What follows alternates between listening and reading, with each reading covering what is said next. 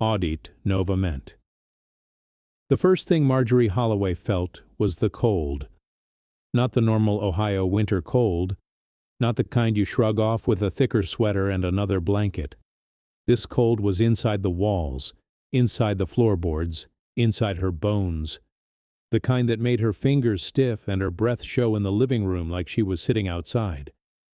She sat in her recliner with a quilt pulled up to her chin, one hand wrapped around a chipped mug of tea that had gone lukewarm an hour ago. The lamp beside her was off.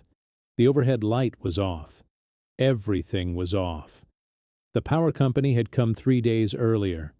She still saw the bright orange tag in her mind, fluttering on the meter like a warning flag. Final notice. Disconnect. Marjorie was 78 years old. Her knees were swollen, her back curved, and her lungs weren't what they used to be. The little oxygen machine by the couch sat silent tonight, because it needed electricity to breathe for her. A house shouldn't be this quiet. No hum of the fridge, no tick of the old clock in the kitchen, no heat clicking on, no radio in the background, just the soft crackle of a single candle on the coffee table and the faint whistle of wind pressing against the windows. Across the room, a framed photograph leaned against a stack of unopened mail. In the photo, Marjorie was younger, her hair dark and thick, her smile full. A boy stood beside her, tall for his age, one arm slung around her shoulders like he already believed it was his job to protect her. Ethan, her son. She stared at his face until her eyes burned. 15 years was a long time to be missing from a mother's life. 15 years of birthdays with one empty chair, 15 years of Thanksgiving plates that never got used. 15 years of standing in the driveway, listening for a car that didn't come. He hadn't just left. He had vanished. Marjorie swallowed hard and reached for the envelope on top of the pile. It was thick, official, stamped in red. The ink looked angry even in candlelight. Notice of foreclosure. She didn't open it. She already knew what it said. The bank wanted the house. The county wanted the taxes. The world wanted what little she had left, and there was no one to argue with them for her anymore. Her fingers drifted to the thin gold chain around her neck. Hanging from it was a small, worn key. A key to a lockbox in the hallway closet. A lockbox she hadn't opened in years, because that box held the last thing Ethan ever gave her. A letter, not an email, not a text. A letter written in shaky handwriting on notebook paper, folded and refolded until the creases turned soft. He had left it on the kitchen table the night he ran. "I'm sorry, Mom, I can't stay. I'm not safe. Don't look for me, please." She had read it until she memorized every word, and still she didn't understand how a son could write that and disappear into the world like smoke. Marjorie pressed her palm to her chest, feeling her heart flutter unevenly. "Lord," she whispered to the empty room, voice thin and tired. "If you're going to take me soon, please don't let me go out like this." The candle flickered as if it hurt her. Outside, the wind pushed a dry branch against the siding. Tap, tap, tap. Marjorie flinched. Then it happened. A different sound. A step. Not the wind, not a branch. A foot on wood, heavy, careful, like someone trying not to make noise on her porch. Her breath caught. She sat up slowly, quilt slipping from her shoulders. The house felt suddenly smaller, like the walls were leaning in to listen with her. Another step. The porch creaked again. The front door handle didn't rattle. Whoever it was, wasn't knocking. They were testing the door. Marjorie's heart hammered. In her mind, faces came fast. Bill collectors, deputies, strangers, kids looking for trouble. She remembered the last time someone came uninvited. A man in a clean coat, smiling like he was doing her a favor, explaining how these things happen while he taped a paper to her door. She grabbed the arm of the chair and forced her stiff legs to move. Her knees complained with every inch she stood. She reached for the fireplace poker leaning against the brick, the only thing in the room that felt like protection. The candle threw her shadow tall on the wall. The handle turned, the latch clicked, and the front door opened a few inches. Cold air rushed in, sharp and metallic. Marjorie lifted the poker with shaking hands. "Who is it?" she called, trying to sound strong, trying to sound like the woman she used to be. For a second, no one answered. Then a voice came through the crack. Low, rough, and familiar in a way that made her stomach twist. "Mom?" The poker slipped an inch in her grip. Marjorie blinked hard. Sure, she was hearing things. People heard things when they were tired, when they were lonely, when the cold made your brain drift. But the voice came again, closer now, like it was carrying the weight of years. "Mom, it's me."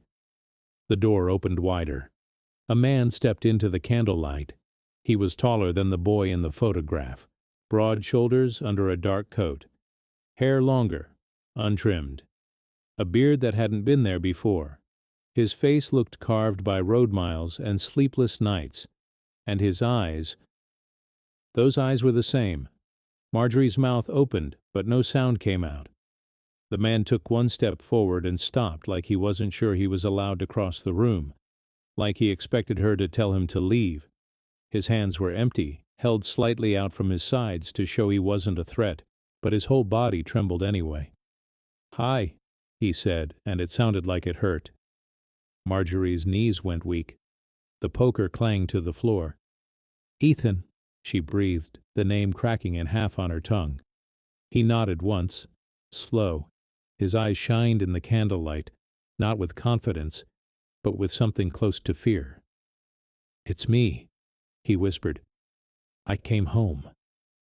Marjorie took a step, then another, not trusting her own legs.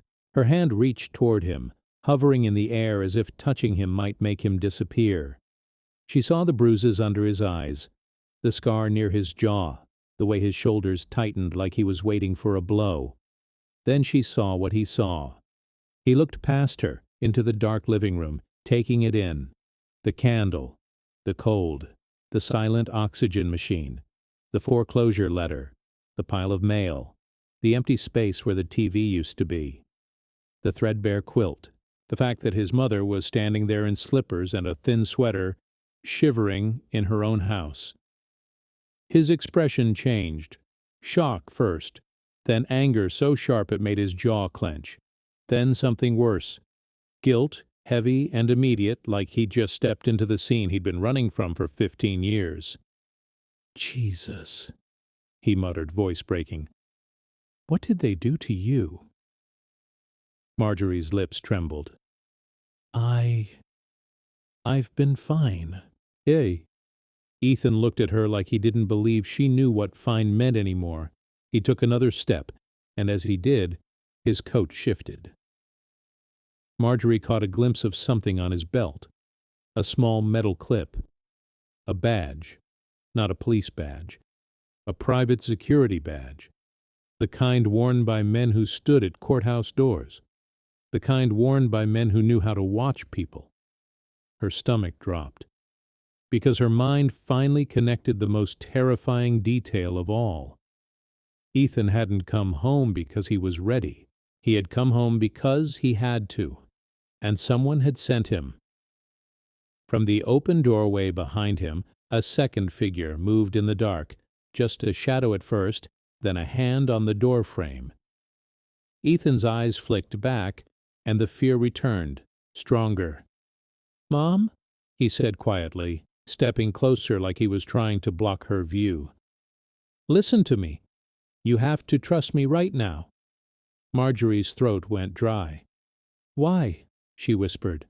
Ethan swallowed, and for the first time Marjorie saw him the way he really was, like a man carrying a secret too big to hold. "Because the reason I ran," he said, voice barely audible, "is standing right outside your house." Marjorie's knees buckled. She gripped the recliner and stared at her son like he was a dream that had taken the wrong turn into reality.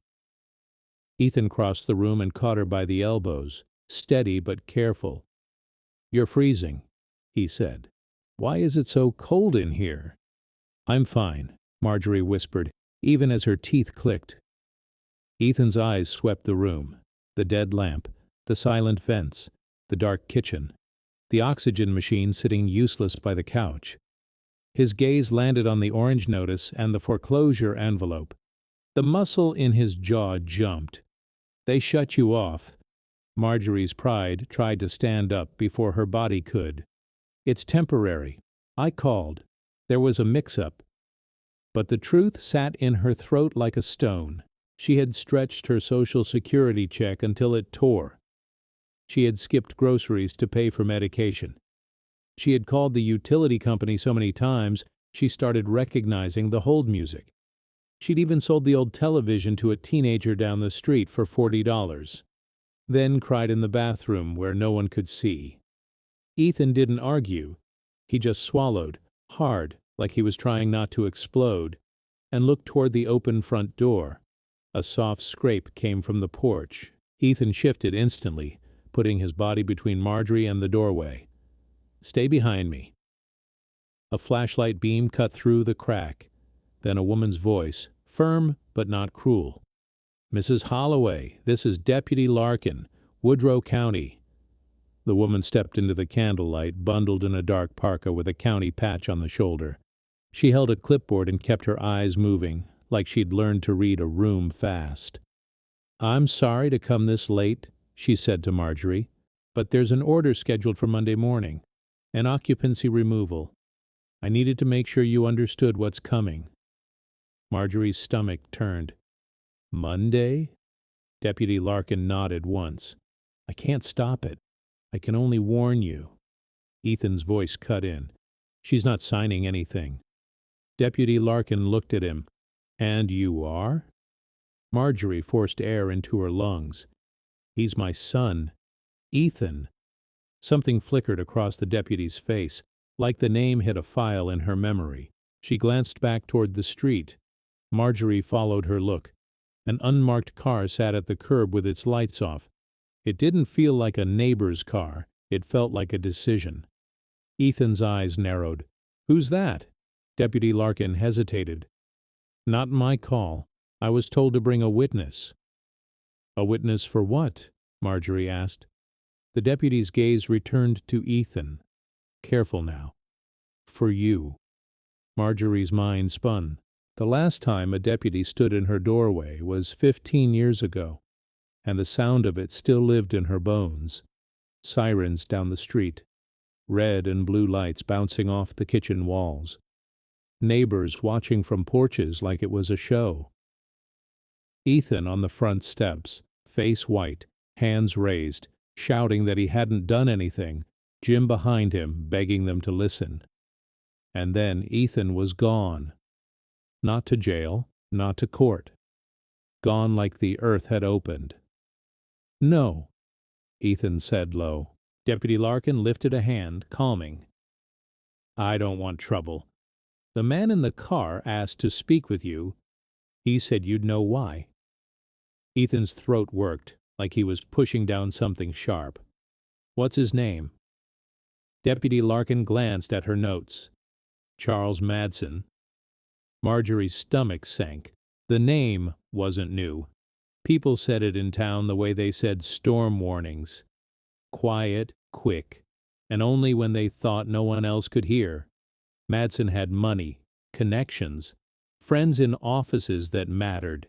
He'd once sat on the board for the old manufacturing plant before it closed, and even after it shut down, he somehow got richer while everyone else got poorer. Marjorie felt Ethan's grip tighten on her arm for a heartbeat, then loosen again like he was ashamed of it. "Who is that?" she whispered, even though part of her already knew. Ethan's eyes didn't leave the door. "The reason I ran," he said. Marjorie's chest went tight. "Ethan, what happened back then?" He finally looked at her, and the boy she remembered flashed through the man's face. Scared, stubborn, trying to carry more than he could. "I thought I was protecting you," he said. I thought staying would bring him to our door. I was wrong. He came anyway. Deputy Larkin shifted, uncomfortable. He told me to say he's not here to arrest you. He said he just wants to talk. Ethan let out a short, humorless breath. That's what he would say. Then he reached into his coat and pulled out a pocket watch, old and scratched. He flipped it open with his thumb. The glass was cracked. Marjorie's mouth fell open. Your father's watch. I took it the night I left, Ethan said. It's the only thing I couldn't leave behind. Marjorie touched the key on her necklace, the little metal biting into her fingers, the lockbox, the letter.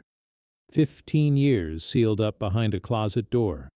Ethan stepped toward the threshold. Deputy Larkin's voice sharpened. Ethan, don't. He's connected. He's the one who pushed for tonight. Ethan turned his head just enough to meet Marjorie's eyes. I'm sorry, he said, and his voice broke on the word. But I'm done running. Before Marjorie could answer, Ethan opened the door wider and stepped onto the porch. Cold air rushed in. Marjorie hobbled after him as far as her knees allowed, gripping the frame. The man by the curb got out slowly, like he had all the time in the world. Gray at the temples, long coat, leather gloves. He carried himself like someone used to rooms going quiet when he spoke. He stopped at the edge of the porch light and smiled, thin and controlled. Ethan Holloway, he called, voice smooth as ice. 15 years? You really thought you could disappear forever? Marjorie's stomach dropped, because even from the doorway she could see what Ethan couldn't hide. His hands were shaking, and the man wasn't smiling like someone who wanted peace. He was smiling like someone who had finally found what he came for. Marjorie stood in the doorway, one hand braced on the frame, the other pressed against her chest to keep her breathing steady. The porch light was out, so the only illumination came from the candle behind her, painting Ethan in warm, trembling edges and leaving the yard in shadows. Charles Madsen didn't step into that light. He stayed just outside it, like he owned the darkness more than the house did. Look at you, Madsen said, voice calm, almost amused. Bigger, older, still trying to play hero. Ethan's shoulders squared. Don't talk to her. Madsen's eyes flicked past Ethan to Marjorie. Mrs. Holloway, I'm sorry for the inconvenience. Utility mistakes happen. Banks make cold decisions. It's a shame when people get caught in the machinery. Marjorie's throat tightened. You're not here for pity. No, Madsen said, smiling faintly. I'm here for closure. Deputy Larkin stood a few steps behind Ethan, her hand hovering near her belt, not threatening, just ready. Mr. Madsen, she warned, say what you came to say. Madsen lifted his gloved hands in surrender. Fine. Ethan, I'm going to make this simple. He reached into his coat and pulled out a thin folder, the kind lawyers used. He held it in one hand like it weighed nothing. In this folder, he said, is a signed agreement. You come with me tonight, you answer a few questions with my attorney present, and I make Monday disappear. Ethan didn't move. What agreement? An affidavit, Madsen replied. A statement, the truth, in your own words. Ethan's laugh was short and bitter. You don't want the truth, you want a story. Madsen's smile faded just a notch. Call it what you want. But your mother is days away from being put on the sidewalk with a trash bag. She can barely stand. That oxygen machine needs power, doesn't it? Marjorie felt her cheeks burn. Ethan's head turned fast, as if hearing the oxygen machine described out loud made him want to break something. Madsen continued, gentle as poison. You can stop it, tonight. I can have a crew here in the morning. Heat, lights, the bills, the foreclosure withdrawn, all of it. Ethan's eyes narrowed. And what do you get? Madsen's gaze locked on him. You. A gust of wind rolled through the yard and the dead leaves scraped across the driveway like nails. Ethan took a slow breath. 15 years ago you tried to own me, too. That's why I left. Madsen's expression didn't change. No. 15 years ago you made a choice. You ran from what you did. Marjorie's stomach flipped. She stared at Ethan's profile, at the hard line of his jaw. Ethan, what is he talking about?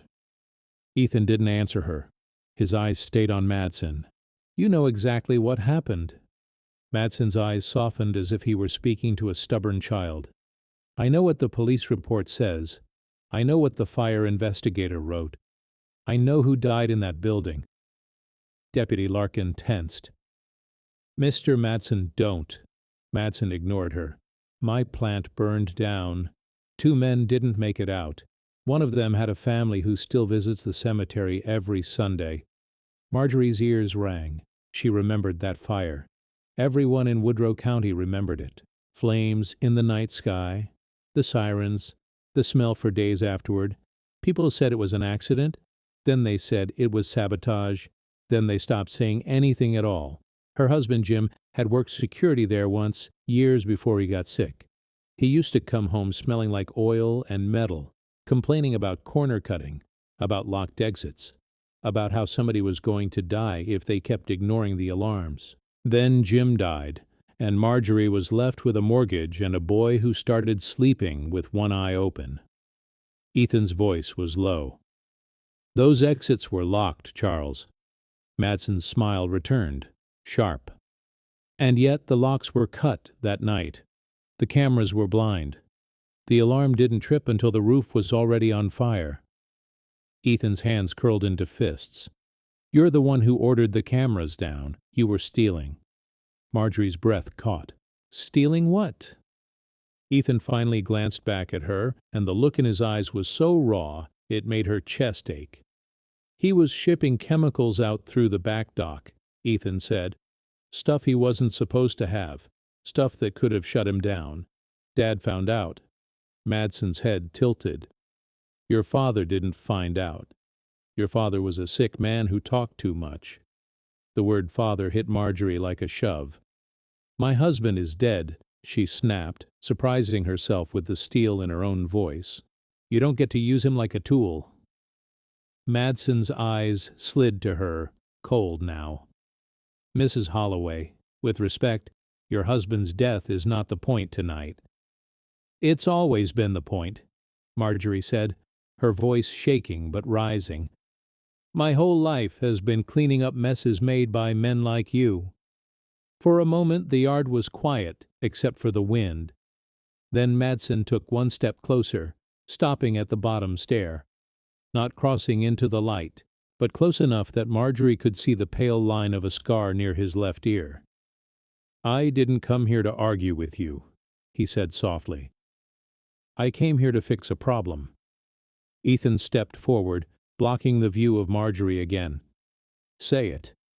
Madsen's eyes stayed on Ethan's. A journalist from Columbus has been asking questions about the fire, old files, old witnesses, people who thought they'd buried it. You know what happens when someone starts digging, Ethan? They don't stop at the truth. They stop at the most interesting version of it. Ethan's face tightened. So you want me to confess? I want you to explain, Madsen said, in writing, in front of a notary, that you acted alone, that you sabotaged the alarm, that you started the fire. Marjorie's vision blurred. No, she whispered. That's not true. Ethan's voice broke. Mom. Madsen held up the folder. It's a signature. That's all. You sign and I seal it. No trial, no headlines, no chasing you, and in return, your mother stays warm. Deputy Larkin took a step forward. This is extortion. Madsen's eyes flicked to her, dismissive. This is negotiation, and you're free to put your opinion in a report that will disappear into a desk drawer. Larkin's jaw clenched. I'm not your employee. Madsen's attention returned to Ethan. 15 years ago, you left town the same night the fire happened. That's not a coincidence. You understand how that looks, don't you? Ethan's voice was tight. I left because you sent men to our house. Madsen shrugged. I sent people to ask questions. You chose to run. Marjorie's hands started to shake so hard she had to grip the doorway. In her mind, she saw that night again. Ethan slamming the kitchen drawer shut, stuffing something into his jacket, eyes red from not sleeping. Jim coughing in the back room, too weak to stand. Someone pounding on the door, the porch light flashing across the curtains. Ethan had looked at her, terrified and determined all at once. Mom, if they get me, they'll get you, he'd said. I have to go. She had begged him not to. She had grabbed his wrists. She had told him she could handle anything as long as she didn't lose him, too. And then he was gone. Madsen watched Marjorie's face like he could read the memory there. You remember, he said. Marjorie swallowed. I remember a boy who was scared. I remember a boy who knew he was guilty, Madsen replied. Ethan stepped down one stair closer to Madsen. If you're so sure, why didn't you come after me? Madsen's smile thinned. Because I didn't need to. You punished yourself. You lived on the run. You stayed away from your mother. You did my work for me. Ethan's eyes flashed. So why now? Madsen's answer came without hesitation. Because you came back. Ethan froze. Madsen lifted his chin toward Marjorie's neck, toward the small key resting against her skin. And because your mother keeps wearing that key like a prayer. Marjorie's blood ran cold. Her hand flew to the chain instinctively. Ethan's head snapped toward her. Mom? What key? Marjorie couldn't speak. Her fingers were clamped around it. Madsen's voice softened, almost intimate. There's a box in that house, a lockbox. Your husband put it there before he died. He told you to keep it hidden, didn't he? Told you to never let it out of your sight. Marjorie felt like the porch tilted. Ethan stared at her, stunned. Dad left you something? Madsen nodded slowly. And I want it. Marjorie's heart slammed. You don't get to take anything from me. Madsen's eyes hardened. You misunderstand. I already have. I own the note on this house. I bought it quietly, months ago. The bank didn't care who paid them. The county doesn't care who takes the deed. Monday is mine. He raised the folder again. This is the only mercy you'll get. Ethan's breathing turned shallow. What's in that box? Marjorie's lips parted, but no words came out. The lockbox held her husband's last paper trail, a copy of a report, a list of names, a photo of a back dock at night. Things Ethan had never seen because she'd been trying to keep him safe even after he ran. She had been waiting for the right moment. Now the moment was standing on her porch with gloves and a smile.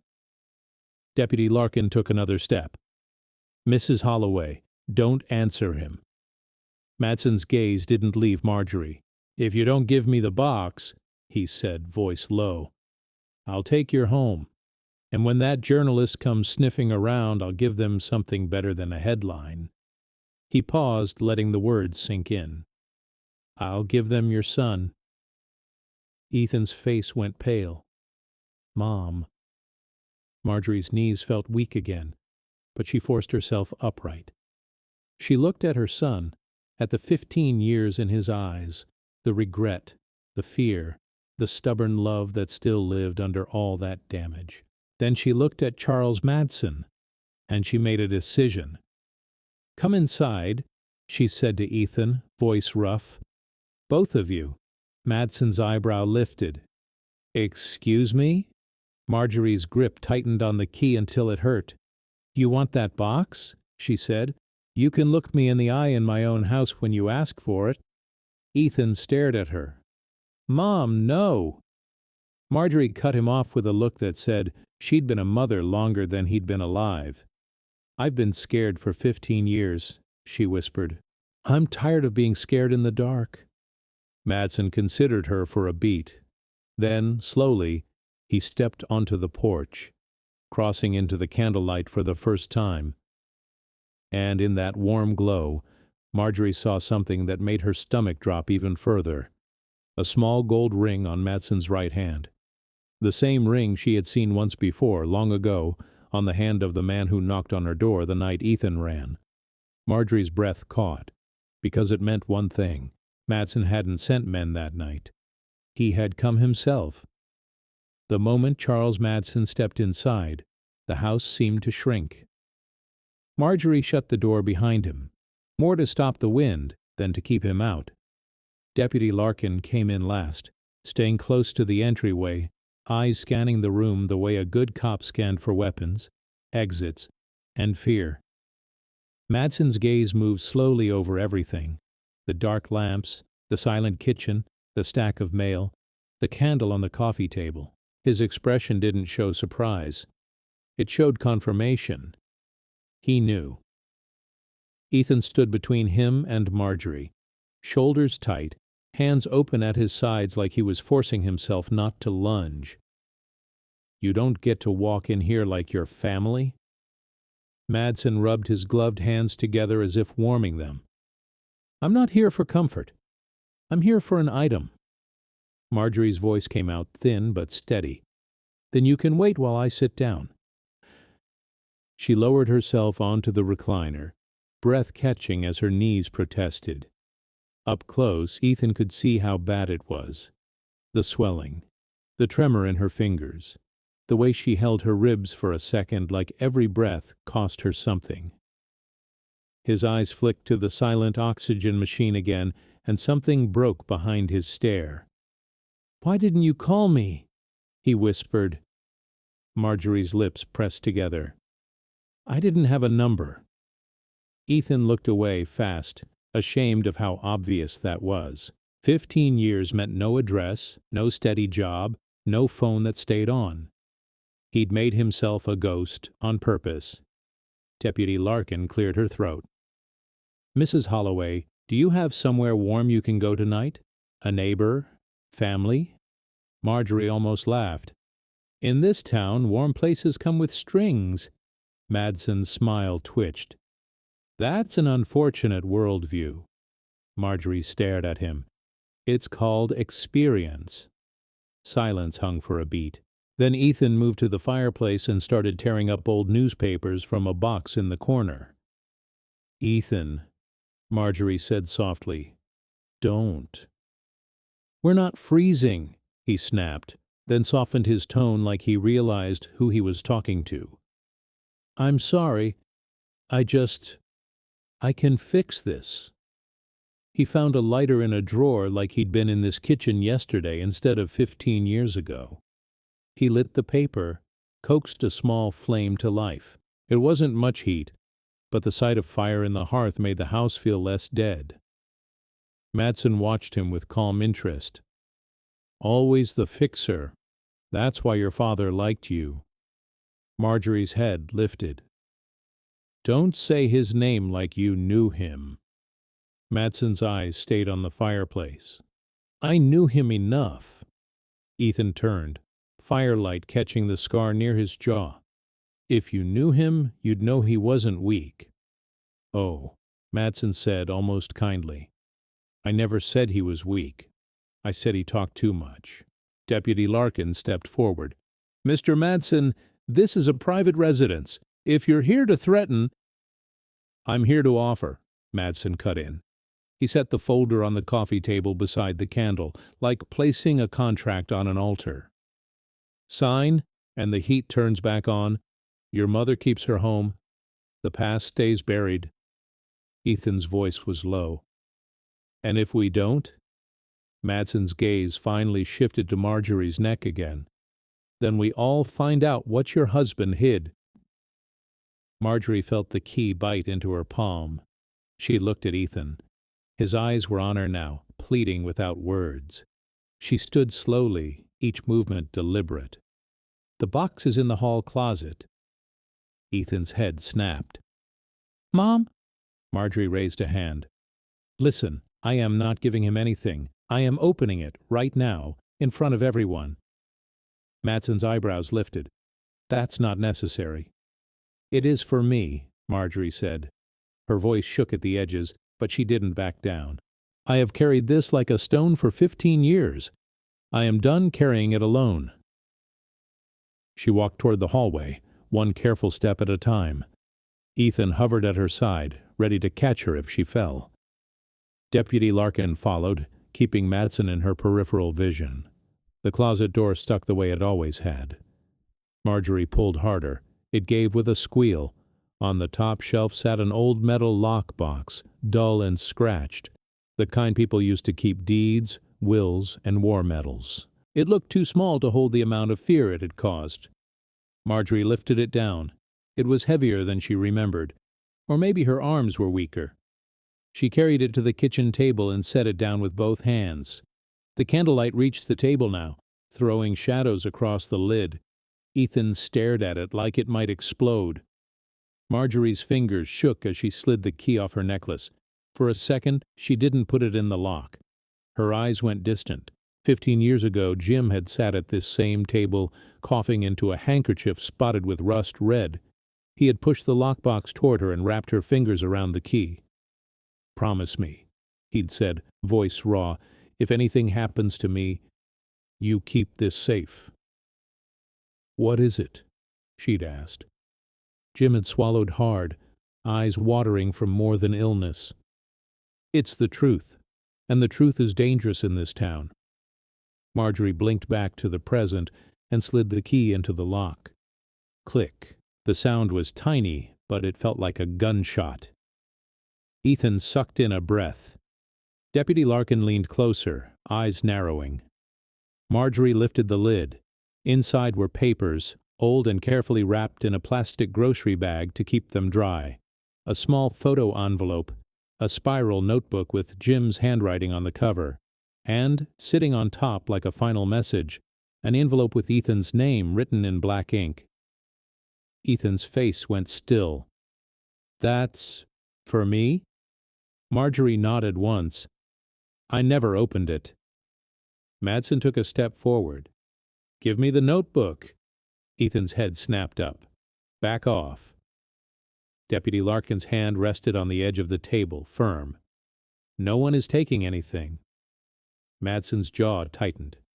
"Mrs. Holloway, you don't understand what you're playing with." Marjorie didn't look at him. She lifted the photo envelope and slid a single picture out. It was an old Polaroid. Grainy, taken in bad light, but clear enough. A loading dock behind the plant. Stacks of blue barrels, and a man in a long coat, his face half turned toward the camera. Even after all these years, Marjorie recognized him. Charles Madsen. Ethan's throat made a sound like he'd been punched. "Dad took this." Deputy Larkin leaned in, eyes widening. "Is that him?" Marjorie nodded again, slower. "Jim took it the week before the fire." Madsen's voice turned sharp. "That photo proves nothing." Marjorie pulled the spiral notebook out next. The first page was covered in Jim's tight handwriting. Dates, times, license plate numbers, names of employees, notes about locked exits, notes about cameras down for maintenance at strange hours. Ethan's hands hovered over the page, afraid to touch it. He was keeping records. He was trying to do it the right way, Marjorie said, and her voice cracked. He kept saying, "Once I have enough, I'll take it to the state. Once I have enough, they can't ignore me." Ethan swallowed hard. "And then the fire happened." Marjorie's eyes burned. "And then your father died 6 months later, not from the fire, from stress and sickness, and a town that suddenly stopped returning his calls." Madsen leaned over the table, eyes on the notebook like it offended him. "That's a lovely story, but the fire report says arson." Ethan finally looked at him full on. "And you made sure it did." Deputy Larkin straightened, voice careful. "Mr. Madsen, if you're tampering with witnesses or evidence—" "Evidence?" Madsen said cold. "You see evidence? I see paperwork that can be challenged and a photograph that can be called a coincidence. And I see a son who ran the same night. 2 men died." Ethan's hands trembled, but he didn't step back. I didn't start that fire. Madsen's eyes narrowed. Then why did you leave? Ethan opened his mouth, then stopped, because the answer lived somewhere deeper than fear. It lived in guilt. Marjorie reached for the envelope with Ethan's name and pushed it toward him. Read it. Ethan's fingers closed around it like it was fragile glass. He stared at the handwriting for a long moment, then slid a thumb under the seal and opened it. A single sheet of paper. Jim's handwriting. Ethan read silently at first. Then his lips moved, whispering the words without meaning to. Marjorie watched his face change line by line. Confusion, then pain, then shock so sharp his eyes glistened. "What?" Marjorie whispered. "What does it say?" Ethan's voice came out broken. Dad knew I was going to run." Madsen leaned in, listening now. Ethan looked up at Marjorie, eyes wet. He wrote that he told me to leave." Marjorie's breath left her body. "No." Ethan swallowed, then read the next line out loud, voice shaking. "If you stay, they'll turn you into the scapegoat. If you leave, you might live long enough to come back with the truth." The kitchen went silent. Even the fire in the hearth seemed to hold still. Deputy Larkin stared at the letter. "Your father predicted this." Madsen's expression didn't change, but his eyes did. The calm was gone. For the first time, something like urgency flashed across his face. Ethan folded the paper with trembling hands. "He wanted me to come back." Marjorie's eyes filled. "All these years?" Madsen's voice cut through the emotion like a blade. "Enough." He reached for the lockbox. Ethan moved faster, slamming the lid shut and yanking the box to his side. The candle wobbled, wax spilling. Deputy Larkin stepped between them. "Touch him, and I'll arrest you." Madsen's mouth tightened. "You won't." Deputy Larkin's eyes flicked to the unmarked car outside. "Try me." For a second, it felt like the whole room was balanced on a knife edge. Then Ethan's pocket buzzed. A phone vibration, loud in the quiet.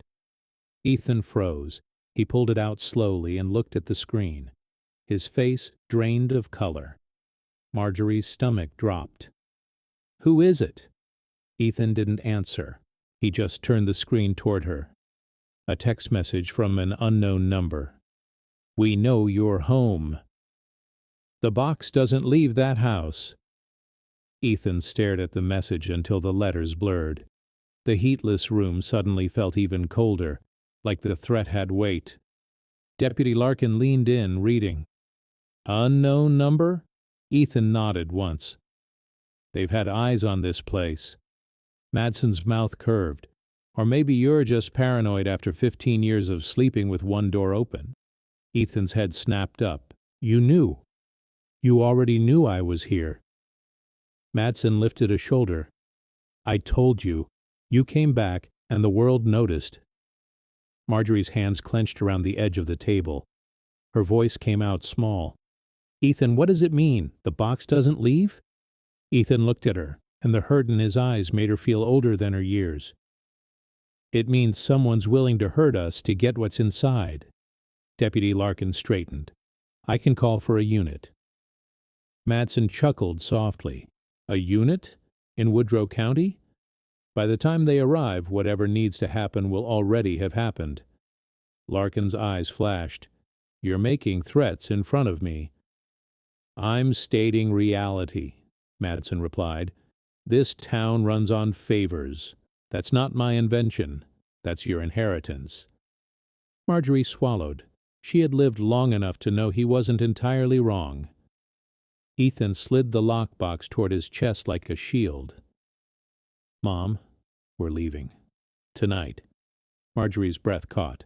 "Where?" "Anywhere with lights," Ethan said. "A motel. Columbus. We'll drive until morning." Madsen's tone sharpened. "You won't." Ethan stepped closer. "Watch me." Madsen's gaze dropped to the lockbox. "That box stays here. It's not yours to take. Ethan's eyes burned. It's my father's. It's my family's. Madsen leaned in, voice low. It's evidence in a situation you don't understand. Deputy Larkin moved between them again. Ethan, take your mother and go. Now. I'll file my report and… Madsen cut her off. And then what? You think a report stops a foreclosure order? You think paperwork outruns money? Marjorie could feel her heart fluttering in that uneven way that scared her. She pressed a hand to her chest and forced her breathing to slow. This was her house, her last safe place.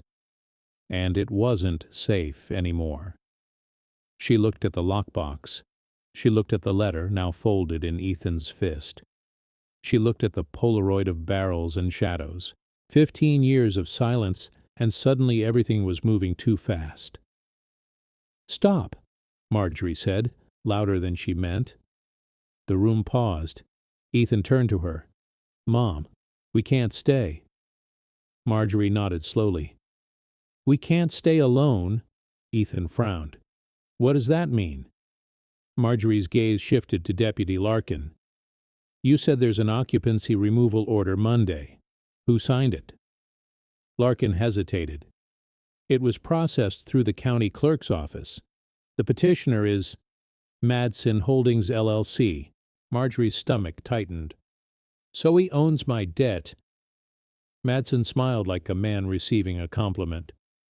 "I like to keep things tidy." Marjorie's voice hardened. "Then you've been squeezing me for months." Madsen's eyes stayed calm. "I offered you chances to sell. You refused."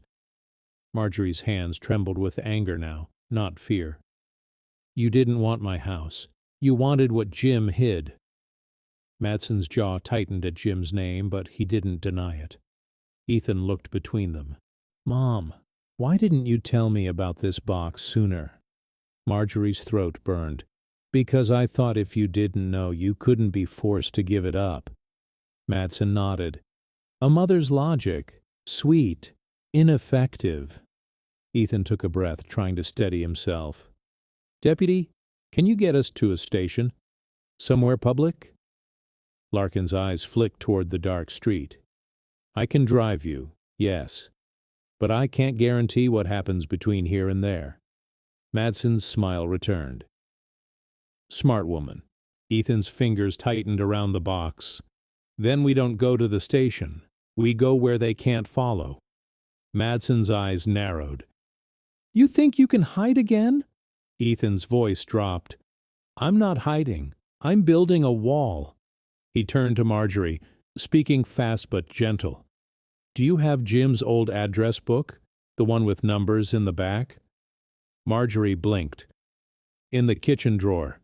Ethan pulled it out, flipping pages by candlelight. Names, phone numbers, scratched notes. He stopped at one entry and froze. "Tom Reyes," he whispered. Marjorie's face tightened. "Tom?" Ethan looked up. Dad trusted him. He was plant maintenance. He used to come over to fix the porch steps. Marjorie nodded. "He moved to Dayton after the plant closed." Ethan tapped the number. "If anyone knew what Dad was collecting, it's him." Madsen stepped closer. "You're not calling anyone." Ethan didn't flinch. "You don't control my hands anymore." He hit call. The phone rang once, twice. Then a man answered, voice sleepy and suspicious. "Hello?" Ethan swallowed. "Tom, it's Ethan Holloway." Silence on the line. Then a sharp inhale. "Ethan? Jesus, where have you been?" Ethan's eyes flicked to Marjorie, then back to the phone. "I'm at my mom's house. It's bad. I need you." Tom's voice dropped. "You shouldn't be there." Ethan's pulse jumped. "Why?" Tom exhaled long and heavy. "Because they're watching her. They've been watching her ever since Jim got sick." Marjorie's throat tightened. She reached for the edge of the table again. Ethan's voice trembled. "Tom, my mom has a box. Dad's notes, a photo, a letter." A pause. Then Tom's voice came through like gravel. "Jim left you a letter?" "Yes." Another pause, then, "He did it. He really did it." Madsen's face sharpened, a flash of anger slipping through the mask. "Hang up." Ethan ignored him. "Tom, what's in these notes? What did Dad find?" Tom's voice lowered further. "He found proof. Real proof. Not just rumors.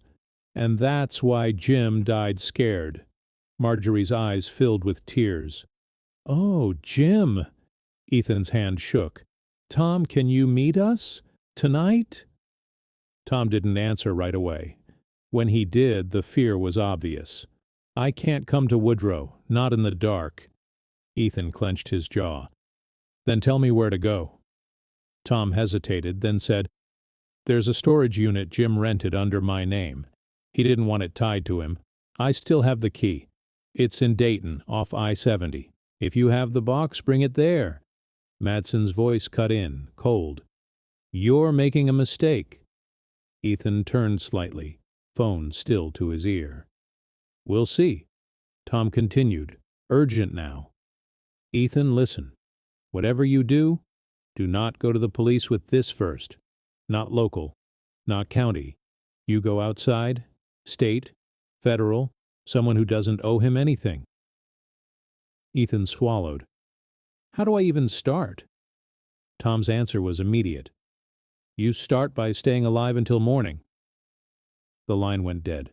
Ethan stared at the phone like it had just given him a new kind of job.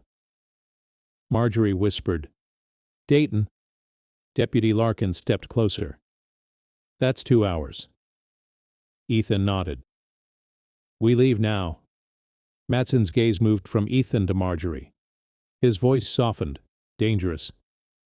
"Mrs. Holloway, you're going to have a heart attack on the road." Marjorie lifted her chin. "Then I'll have it moving." Madsen's eyes narrowed. "You won't make it to Dayton." Ethan's body tensed. "Is that a threat?" Madsen smiled. "It's a prediction." Outside, a car door closed. All three of them froze. Deputy Larkin moved to the window and peered through the curtain. Her face tightened.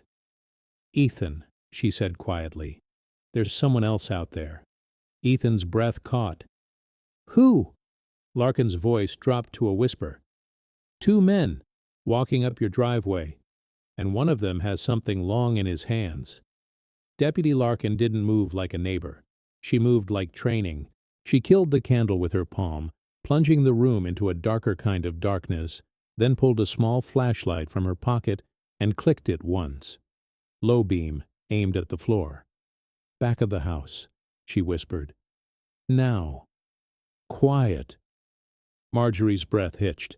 "My pills!" Ethan was already at the kitchen counter, grabbing the orange prescription bottles, shoving them into his coat pocket with shaking hands. He grabbed the inhaler, too, and the thin folder of Jim's papers from the lockbox, pressing it against his chest. Madsen stayed unnervingly calm. He didn't rush. He didn't shout. He just watched, eyes flicking between the window and Ethan like he'd seen fear 1,000 times, and it never impressed him. "Ethan," Marjorie whispered. "The box." Ethan scooped up the lockbox, the metal cold against his fingers. The sound outside grew clearer. Boots on gravel, the slow crunch of someone who wasn't trying to sneak anymore. A firm knock hit the front door. Not polite, not asking. Larkin angled her flashlight toward Marjorie. "Can you walk?" Marjorie nodded, even though her knees were screaming. Ethan slid an arm around her waist, lifting some of her weight. Another knock. Then a voice, muffled through the door. "Mr. Madsen? You want us to come in?" Ethan's blood turned to ice. He stared at Madsen. "You brought them." Madsen's smile barely moved. "I brought insurance." Deputy Larkin stepped close to him.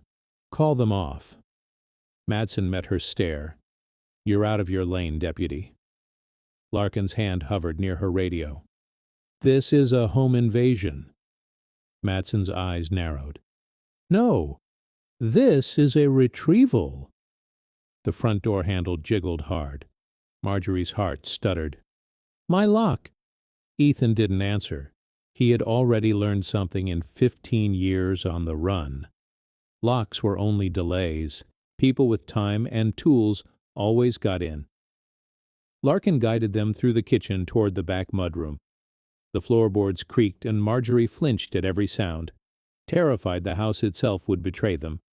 In the mudroom, Larkin reached up and flicked a deadbolt switch. Ethan froze. "You know this house," Marjorie whispered. She grew up 2 streets over. Her mama used to bring casseroles when Jim got sick. Larkin didn't look back. "Back door sticks. Push low." Ethan pushed. The door resisted, then gave with a soft groan into the cold night. They stepped out into the backyard. The air slapped Marjorie's face. Frost glazed the grass. The silhouettes of bare trees clawed at the sky. Larkin led them along the side of the house, staying tight to the shadows. A sharp crack echoed from the front, metal hitting metal. They were forcing the door. Ethan clenched his jaw and kept moving, half carrying Marjorie.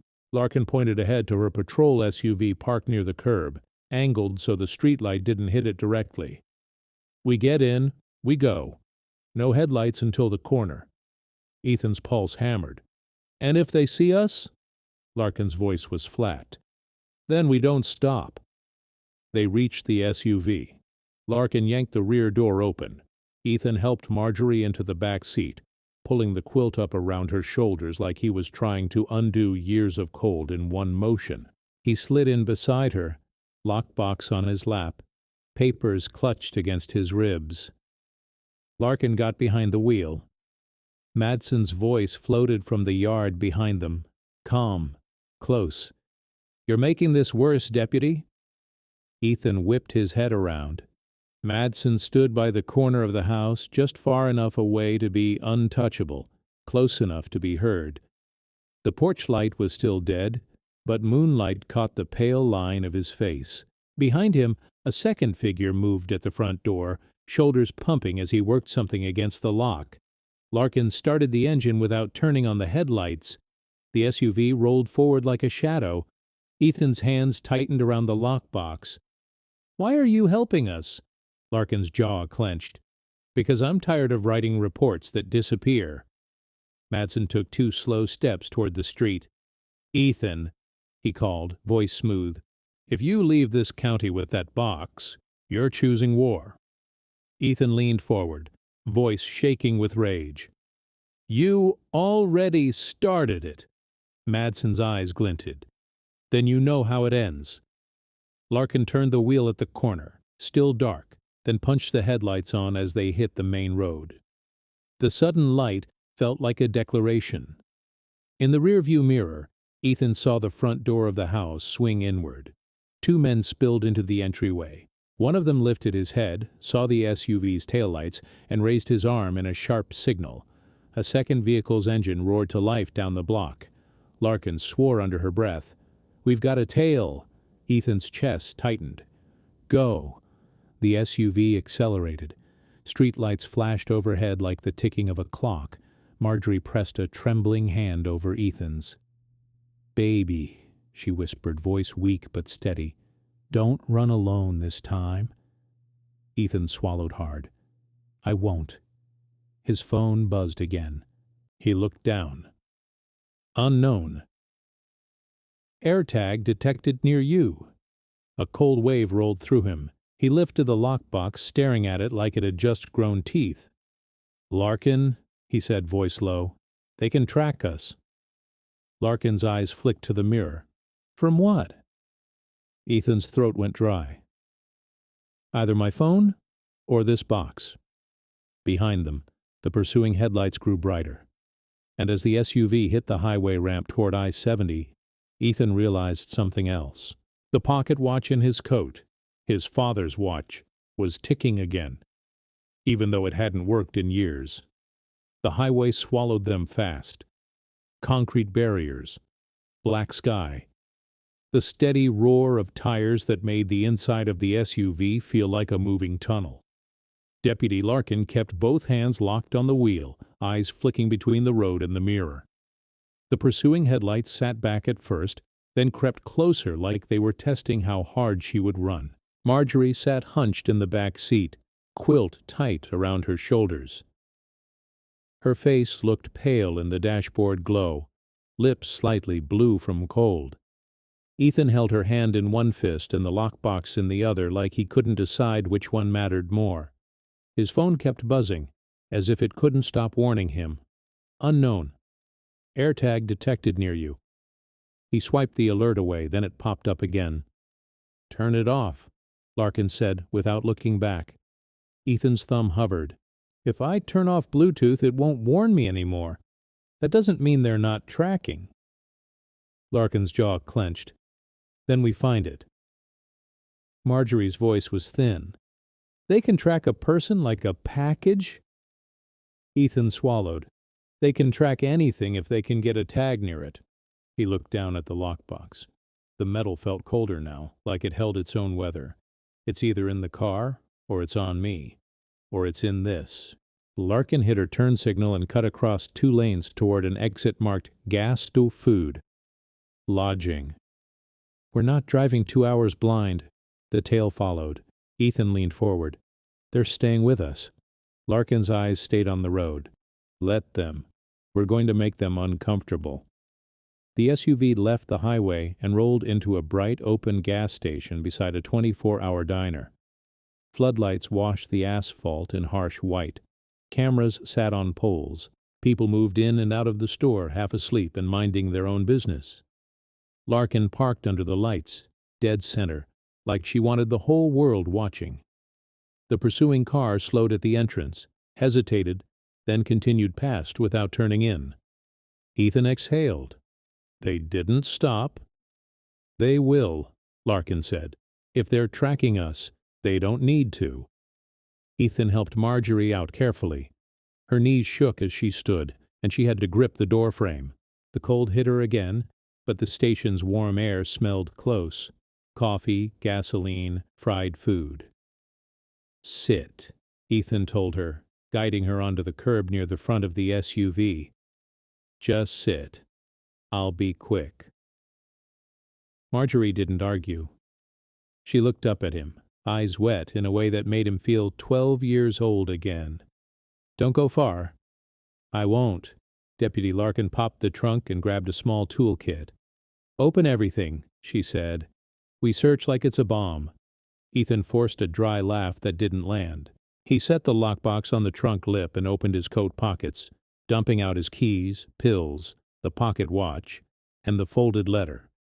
The watch hit the metal with a soft clink, and it ticked. Ethan stared at it. That's impossible. Larkin's eyes narrowed. It was dead before? Years, Ethan whispered. It stopped the week Dad got sick. He held it close to his ear. The ticking was faint but steady, like a heartbeat trying to prove it was alive. Larkin reached out. Give it to me. Ethan hesitated, then handed it over. She turned it in her hands, practical, unsentimental. Then she pressed a fingernail along the seam of the back plate and found something that didn't belong. A tiny notch. Larkin looked at Ethan. Did you ever open this? Ethan's throat went dry. No. Larkin flipped the watch open, then closed it, feeling for weight shifts. Someone did. Ethan's stomach twisted. Madsen? Or someone working for him, Larkin said. She glanced at the lockbox. Or your dad. Marjorie's voice floated from the curb. Jim never lied to me. Ethan swallowed. He might have kept things from you to keep you safe. Larkin took a small flat tool and eased the back plate loose. It popped with a quiet snap. Inside, tucked beside the old gears, was a small black disc no bigger than a quarter. Ethan's face went white. That's it. That's the tracker. Larkin lifted it carefully, holding it up under the station light. AirTag. Ethan stared at the watch like it had betrayed him. How did it get in there? Larkin's eyes were hard. The better question is when. Ethan's mind jumped back to the porch, to Madsen's ring, to the calm way he stepped into the candlelight, to the way he'd looked at the key on Marjorie's neck like he'd been counting the seconds. Ethan's voice dropped. If they planted this in my watch, they've been waiting for me to touch it. Larkin wrapped the AirTag in a cloth and shoved it into a plastic bag from her kit. Good. Now they'll be waiting for a signal that's not coming. Ethan looked at the lockbox again, still terrified. We should check the box, too. Agreed, Larkin said. Ethan set the lockbox on the trunk again and opened it. Papers, notebook, photo envelope, nothing electronic. Larkin ran her fingers along the lining, pressed the corners, checked the hinge. No beeping. No hidden plastic. Ethan's shoulders sagged slightly. So it was the watch. Marjorie pushed herself up from the curb with a soft grunt. That watch was on you when you came in. Ethan nodded. Yeah. Marjorie's eyes drifted to the road, then back to Ethan. Then they didn't need to touch our house to track us. Larkin sealed the bag. They're going to realize soon. Ethan's chest tightened. What do we do with it?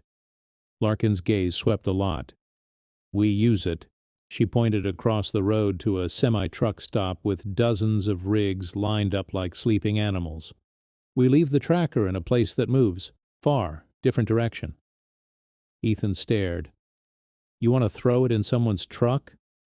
I want to drop it where it will be picked up and carried, Larkin said. No harm, just noise. Ethan hesitated, then nodded.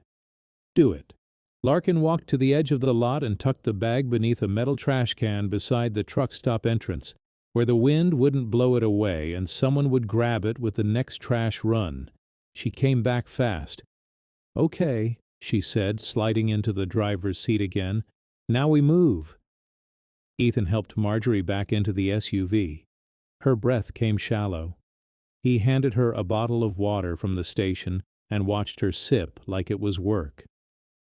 You need heat, he said softly. I'm sorry. Marjorie shook her head. I'm not the one you should be apologizing to. Ethan flinched. Mom. She leaned closer, voice barely above the engine. 15 years ago, you left because you thought you were saving me, but you also left because you couldn't forgive yourself. Ethan's eyes burned. I didn't do it. Marjorie held his gaze. Then stop living like you did. The words hit him harder than Madsen's threats. Larkin pulled out of the lot and merged back onto the highway. Within minutes, the mirror filled with headlights again. Ethan's stomach dropped. They're still on us. Larkin's voice was flat. Then they weren't following the watch. Ethan's hands tightened on the lockbox. How? Larkin's eyes narrowed. Because someone else told them where we went. Ethan turned toward her. Who? Larkin didn't answer right away. Then her radio crackled.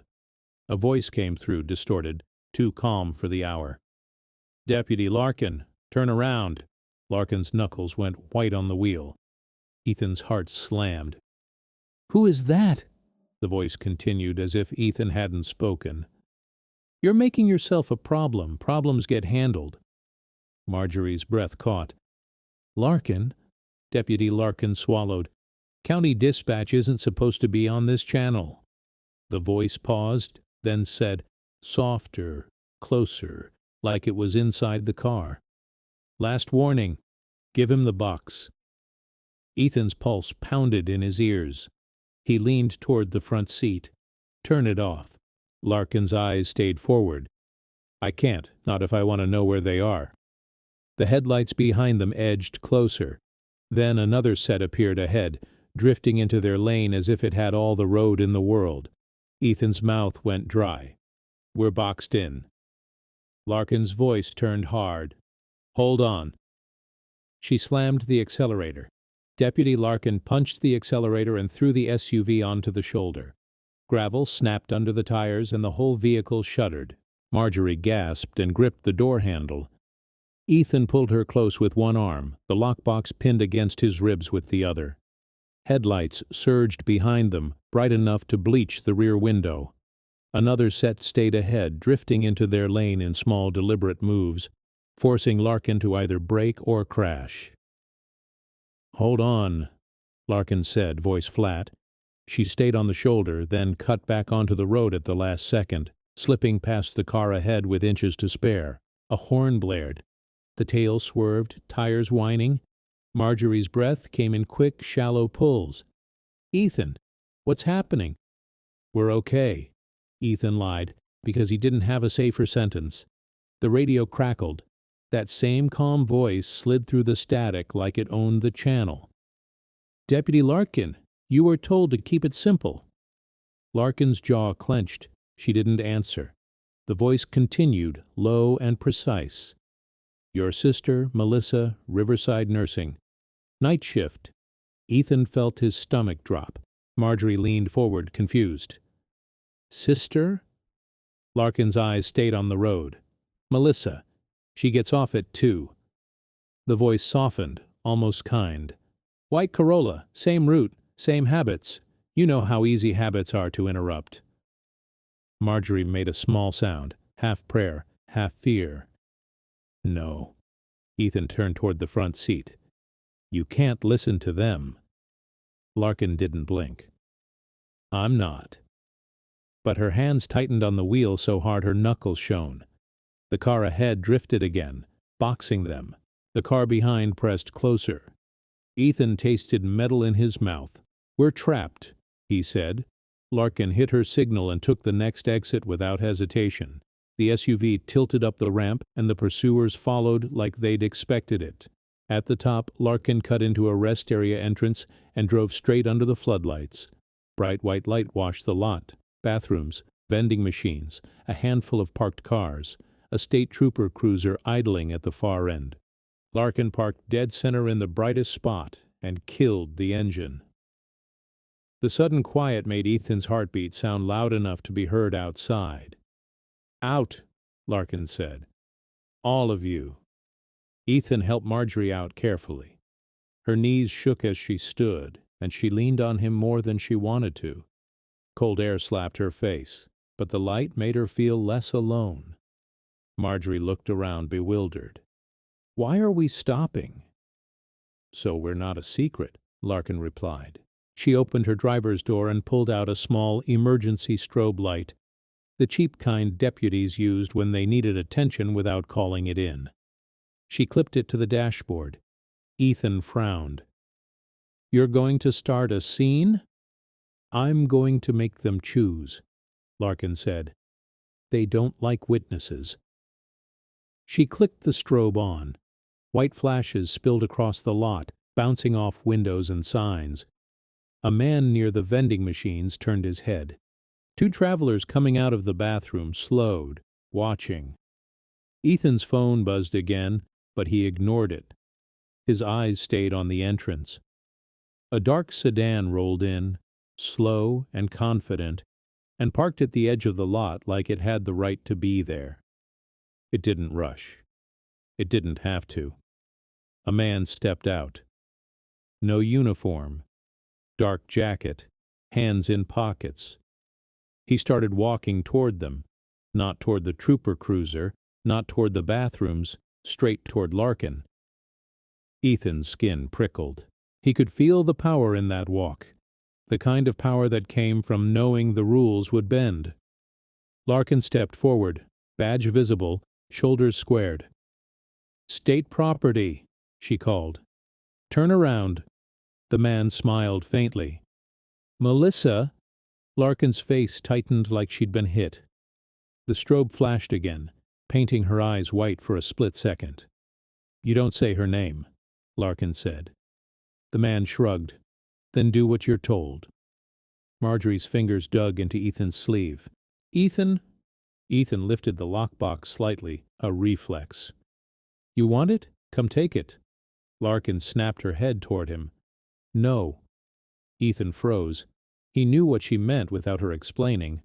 A fight here would become a story, and the story would be, runaway son attacks someone, deputy loses control, elderly mother caught in the middle. Madsen would get his scapegoat with cameras watching. Larkin turned her body just enough to block the man's view of Marjorie. Then she spoke to Ethan in a low, urgent voice that didn't match the strobe's drama. "They're not only tracking," she said. "They're controlling my options. If I stay with you, they'll squeeze my family until I break." Ethan's throat tightened. "So what are you doing?" "Splitting the board," Larkin said. She reached into her jacket and pressed a key ring into Ethan's palm. 2 keys. A cheap plastic tag with faded marker. Ethan stared down at it. "What is this?" "Tom Reyes," Larkin said.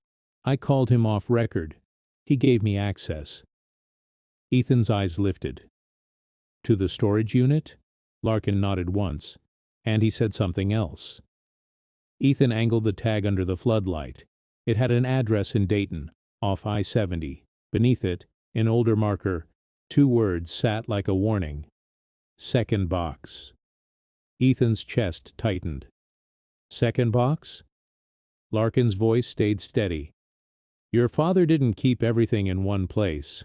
Tom wouldn't say what's in it, only that it's the part that makes the truth impossible to bury." Marjorie's eyes filled instantly. "Jim." Ethan swallowed. His father had planned for this, and Ethan had still spent 15 years running as if the plan didn't exist.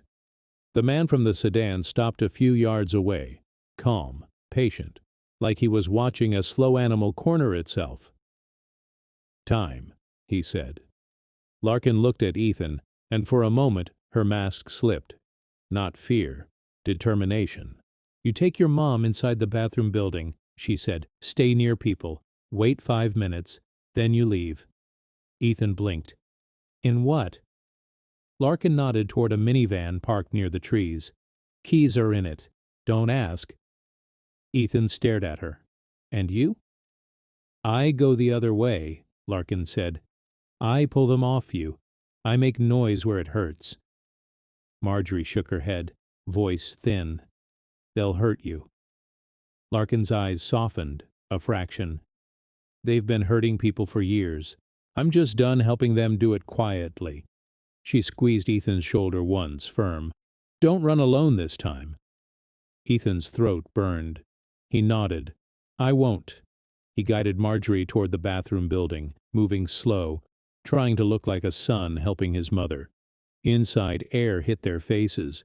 2 women at the sinks glanced over, then looked away, unwilling to invite trouble into their night. Ethan leaned close to Marjorie. "We're going to make it."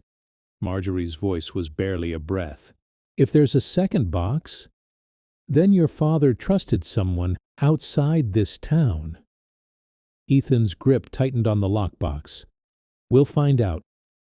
Ethan pressed Marjorie onto a bench by the wall and pretended to adjust her quilt while his eyes stayed on the glass doors. The rest area lights made the outside look exposed, but the shadows between parked cars still felt like hiding places. Through the glass, he saw Larkin stand alone under the strobe, shoulders squared, refusing to back up. The man from the sedan said something he couldn't hear, then tilted his head toward the trooper cruiser as if reminding her who really owned authority tonight. Ethan searched the cruiser for movement. A hand. A head turning. Anything. Nothing. Then, behind the cruiser, a shape shifted. Someone low, crouched, using the vehicle like cover. Ethan's skin went cold. Whoever it was wasn't walking up to help. They were waiting for the moment Larkin got close enough to be grabbed without a scene. Marjorie followed his stare and whispered, "Lord, please." Her hand shook as it reached for Ethan's. He thought about dialing 911, then remembered the voice on the radio. If dispatch was compromised, the call could become a beacon. Outside, the strobe kept flashing, and then Larkin raised her voice loud enough for cameras, strangers, and the idling trooper cruiser to hear. "State Patrol," she shouted. "I need assistance." Ethan flinched at the risk in those words, because the trooper cruiser at the far end of the lot was still running. But the driver's seat was empty. Ethan watched through the glass as Deputy Larkin stood alone under the flashing strobe, her badge catching the light like a target. The man from the sedan didn't raise his voice. He didn't need to. He spoke close to her, calm, and Larkin's shoulders tightened the way they did when someone tried to corner her with words instead of hands. Then Ethan saw it. The trooper cruiser was running, headlights off, engine humming. But the driver's seat was empty. Ethan's stomach turned. "That's not right." Marjorie's fingers trembled around his. "Where is the trooper?" Ethan didn't answer. His eyes tracked the shadows behind the cruiser, the blind spot created by the trunk, and the glow of the rest area lights. A figure crouched low, half-hidden, waiting. Ethan backed away from the doors and pulled his phone out again, thumb hovering over 911. He remembered the voice on Larkin's radio saying Melissa's name like it was a leash. If county dispatch was dirty, the call could go straight to Madson's people. Still, sitting and watching Larkin get taken felt worse. Marjorie whispered, "Ethan, don't leave me." "I won't," he said, but his eyes never stopped moving. He scanned the restroom lobby. A soda machine, a brochure rack, 2 women at the sinks, a trucker walking in, eyes half-lidded. No one who looked like backup. He looked down at the lockbox in his lap. Jim's handwriting. Jim's dates. Jim's last letter telling him to survive long enough to come back with the truth. Ethan swallowed and made a choice. He stepped to the nearest traveler, a middle-aged man in a hoodie filling a cup of coffee from a dispenser. Ethan kept his voice low, controlled. "Sir," Ethan said, "can you do me a favor? Call State Patrol, not county. There's a deputy outside asking for help and something's wrong with that cruiser." The man blinked, confused. "What?" Ethan nodded toward the glass. "Just tell them rest area mile marker 42, please." The man hesitated, then looked outside, saw the strobe, and his face shifted. "Okay." He pulled his phone out and walked away, already dialing. Ethan turned back to Marjorie. "Stay here. Don't move." Marjorie grabbed his sleeve. Her eyes were wet but steady. "Bring her back." Ethan nodded once. Then he pushed through the doors. Cold air hit his face. The strobe flashed, turning the world into slices of light and shadow. Larkin glanced toward him for a fraction of a second, and Ethan saw warning in her eyes. "Don't come closer." The man from the sedan pivoted, smiling like he'd been expecting Ethan to step outside. "There he is," the man said. "The runaway." Ethan stopped short, keeping distance. "Where's the trooper?" The man's smile didn't reach his eyes. "He's resting." Larkin's voice cut in, sharp. "Ethan, go back inside." Ethan ignored her. "You tell Madsen he's not getting that box." The man chuckled. "You still think this is about a box?" Ethan's jaw tightened. "It's about my mother's life. It's about what you people did to my father." The man stepped closer, slow. "Your father stuck his nose where it didn't belong. You burned down a plant. 2 men died. The town forgot because forgetting keeps jobs and keeps peace." Ethan felt heat rise in his chest. "I didn't start that fire." The man shrugged. "Doesn't matter. Truth is a luxury. Stories are cheaper." Behind the man, the crouched figure shifted, moving along the cruiser's far side, staying low. Ethan saw the outline of something in the figure's hand, a baton maybe, or a short metal tool. Larkin saw it too. Her hand dipped toward her belt, but she didn't draw. She was trapped between making a scene and being erased, quietly. Ethan lifted his hands, palms out, like he was surrendering. "Okay," he said, louder now, loud enough for the cameras and the bathroom doors. "Okay, you want to talk? Talk." The man's eyes narrowed. "Smart." Ethan kept his voice steady. "I'll trade you." Larkin snapped, "No." Ethan didn't look at her. "You let her go, you back off my mother, and I'll come with you to your boss. Tonight, in public, with counsel." The man's smile returned, pleased. And the box? Ethan swallowed. Not tonight. The man tilted his head, considering, as if weighing a menu. You really would give yourself up again. Ethan's throat burned. I'm done making my mother pay for my fear. For a heartbeat, the lot went still. Even the strobe felt slower. Then the crouched figure behind the cruiser moved. Fast. He rose just enough to swing. Larkin reacted first, shoving the man from the sedan backward and drawing her weapon in the same motion. Stop! The figure froze mid-step, weapon half raised. Ethan's pulse exploded. He backed up, hands still high. The man from the sedan lifted both palms, laughing softly. Easy, deputy. Nobody wants blood. Larkin's gun stayed trained, unwavering. Where is the trooper? The crouched figure's eyes flicked toward the trees, and Ethan followed the glance.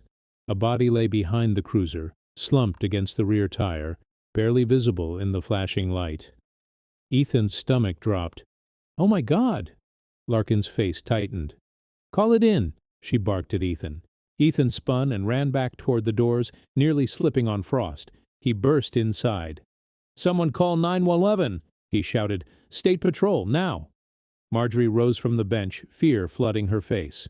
Ethan, what happened? Ethan grabbed her hand. We're leaving. Right now.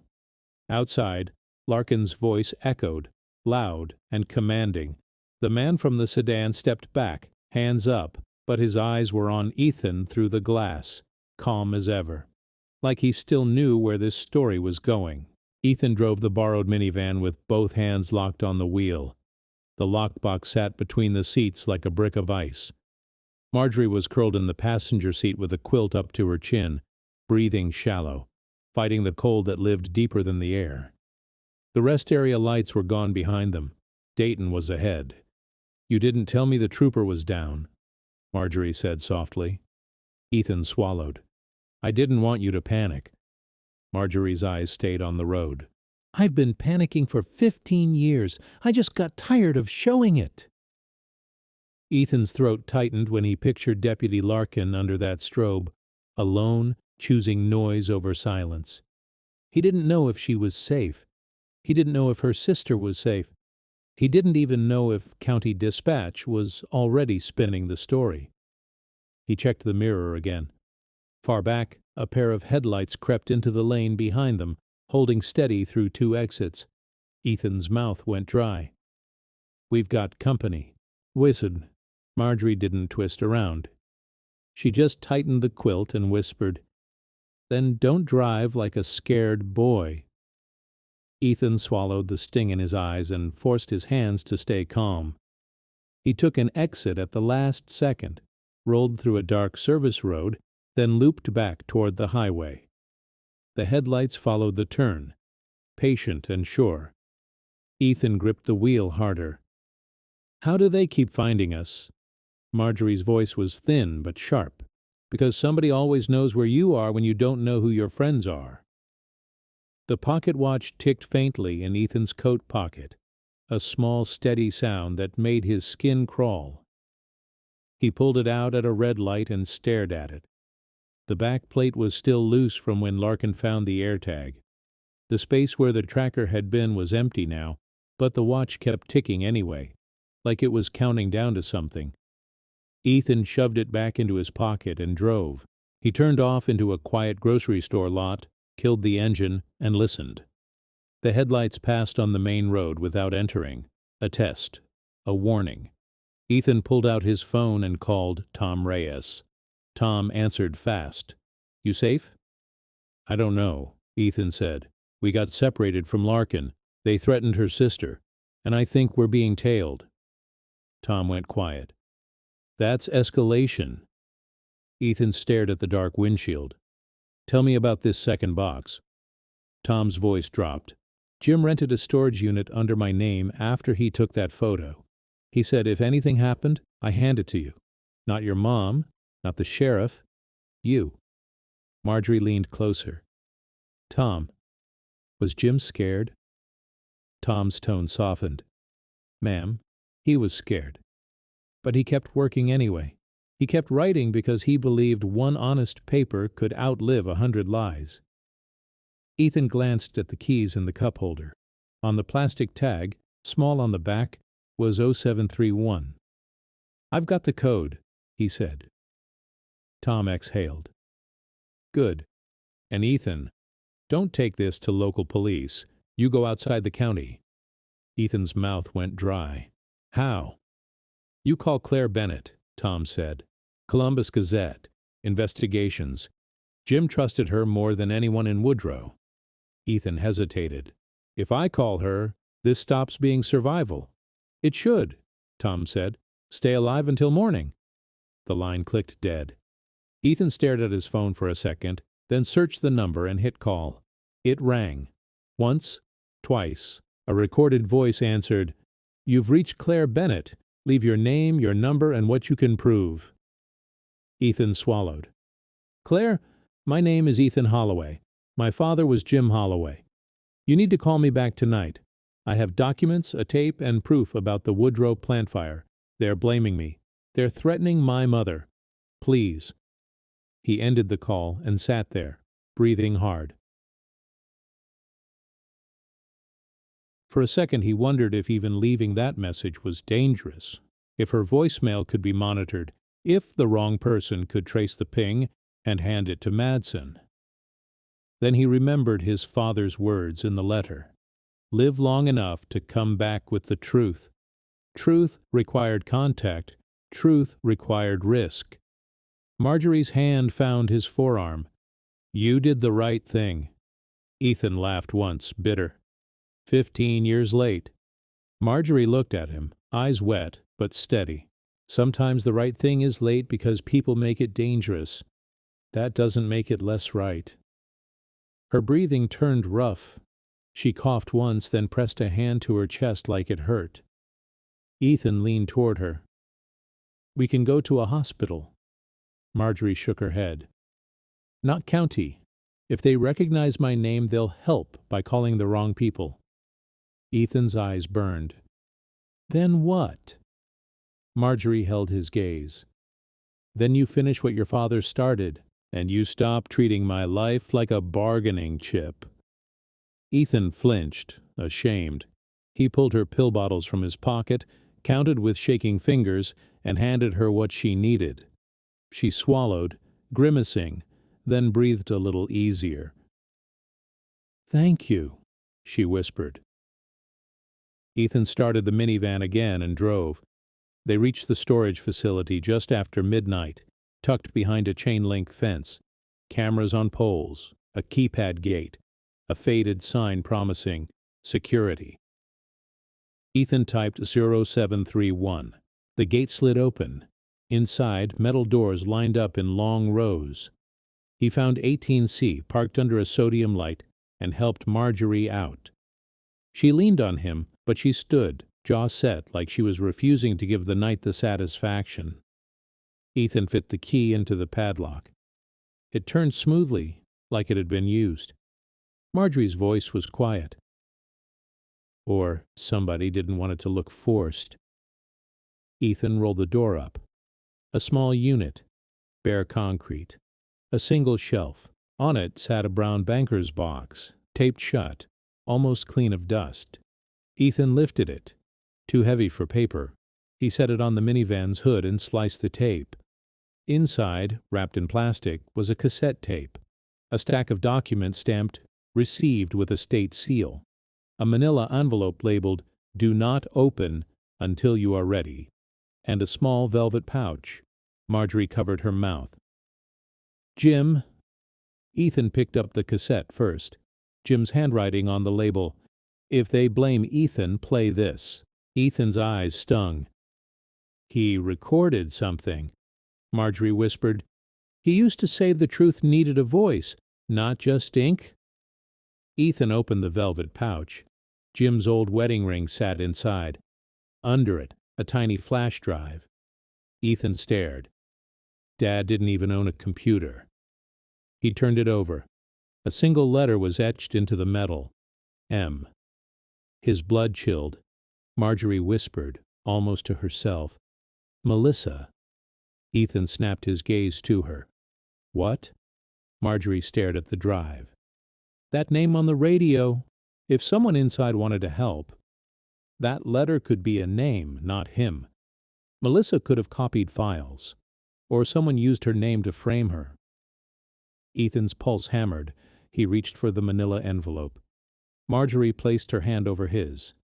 Ready doesn't come, she said. You choose it. Ethan opened it. Inside was a notarized statement signed by Tom Reyes and 2 other names. The first line hit like a punch. We testify that Charles Madsen ordered the exits locked the night of the fire. Ethan's breath caught. He read fast. Barrels moved at night, cameras disabled, alarms delayed. A security supervisor named. Jim confronted, and one line that made Ethan's knees go weak. Ethan Holloway was seen cutting a lock to open a chained emergency door. Marjorie's voice broke. You tried to save them. Ethan's vision blurred. And they turned it into arson. Paper clipped to the statement was a smaller envelope. Typed words. For federal review, do not deliver locally. Ethan stuffed the statement into the lockbox with shaking hands. The cassette and flash drive stayed in his palm like proof with teeth. A car engine rolled outside the fence. Ethan froze. Marjorie lifted her head, listening. The engine stopped. A door closed. Footsteps on gravel. Slow. Confident. Ethan looked down the row of units like he could find an escape in metal doors. Marjorie caught his wrist, steadying him. No more hiding, she whispered. The footsteps stopped just beyond the shadow line. Then a familiar voice slid out of the dark, smooth and sure. Found you. The voice came from the shadow between 2 rows of storage doors. Ethan froze with the cassette in one hand and the flash drive in the other. The lockbox sat open on the minivan hood, papers lifted by the cold. Marjorie stood beside him, quilt clutched tight, breathing shallow. A figure stepped into the sodium light. Deputy Larkin. Her cheek was scraped, her hair windblown, but she was upright. Her eyes locked on Ethan like she needed to confirm he was real. Don't move, she said, then angled her chin toward the fence. Outside the gate, red and blue lights washed across the rows. A State Patrol SUV had arrived. Behind it, an unmarked sedan rolled in with government plates that didn't belong to Woodrow County. Marjorie's voice shook. Melissa? Larkin nodded once. Safe. I got to her. Ethan's chest loosened for half a second. Then a new engine purred inside the fence. A dark sedan slid into the lane between units and stopped 10 yards away. Charles Madsen stepped out like he owned the air. His gloves were clean. His coat was perfect. But his eyes were tight now, and his gaze snapped to the open lockbox. You really are determined to die tired, Madsen said. Ethan's hands trembled, but his voice held. You don't get to threaten my mother anymore. Madsen took a slow step forward. 2 men got out behind him, staying half a pace back. Marjorie stepped in front of Ethan before he could stop her. One careful step, then another, until she was under that harsh light with nothing but a quilt and a lifetime of refusal. I sat in a dark house with no heat, she said, thin voice turning sharp, because you thought fear was cheaper than truth. Madsen's mouth twitched. Mrs. Holloway, you don't understand. I understand my kitchen table, Marjorie cut in. I understand my husband coughing into his hand while you wore clean gloves. I understand my son running because you wanted a scapegoat. Ethan felt his throat burn. He didn't remember the last time he'd heard his mother sound like this. Madsen's eyes flicked to the cassette. His calm slipped for a heartbeat. Give me the box, and you walk away warm. Marjorie's lips trembled with disgust. Warm doesn't fix what you broke. A door opened behind the State Patrol SUV. A woman stepped out, camera bag on her shoulder, eyes sharp and tired. Claire Bennett. She walked in with purpose, staying near the trooper, but her focus went straight to Marjorie. "Mrs. Holloway?" Claire called. "I'm Claire Bennett." Marjorie nodded. "Jim trusted you." Claire's face softened. "I wish I'd gotten to him sooner." Madsen lifted his hands slightly, trying to turn the moment into a conversation he could win. "Claire, this is irresponsible." Claire didn't slow. So was locking exits. She looked at Ethan's hands. "Do you have the recording?" Ethan swallowed. "Yes." The trooper stepped forward. "Place all items on the hood. Step back." 15 years of survival screamed at Ethan not to hand anything over. Then Marjorie's hand found his wrist, steady and warm, despite the cold. "Enough running," she whispered. Ethan set the cassette down, then the flash drive, then the notarized statement and the state-stamped documents. An older man in the unmarked sedan jacket stepped forward, voice flat with authority. "Charles Madsen, you are being detained pending investigation into obstruction, witness tampering, and federal violations connected to hazardous materials and the Woodrow plant fire." Madsen let out a short laugh that didn't reach his eyes. "A misunderstanding." Claire's tone was steady. "Jim documented barrel shipments, disabled cameras, locked exits, and threats. Ethan has a recording labeled for this exact scenario. This isn't a misunderstanding, it's a pattern." Madsen's gaze snapped to Ethan, sharp and hateful. "You'll regret this." Ethan's voice broke, then hardened. "I already regret the years I gave you." The trooper moved in. Cuffs clicked. Madsen leaned toward Marjorie as he was turned away. "You'll lose that house anyway." Marjorie didn't flinch. "Then I'll lose it standing up, and I'll sleep knowing my son isn't guilty." Madsen was guided to the patrol SUV. The lot finally felt like it could breathe. Ethan sagged against the van, shaking. Deputy Larkin walked up, eyes glossy now that the danger had moved. "I filed it with state," she said quietly. "Copies. Digital. It won't disappear."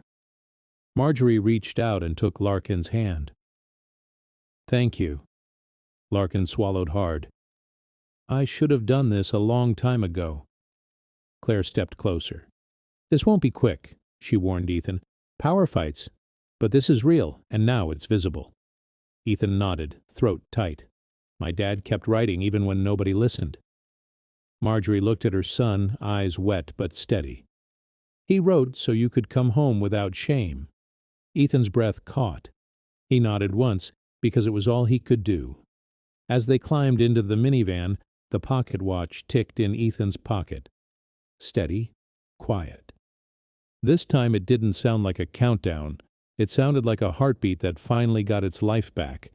And if you're watching this and you've ever carried guilt that wasn't yours, drop a comment with where you're watching from. Your words might be the light somebody else needs tonight.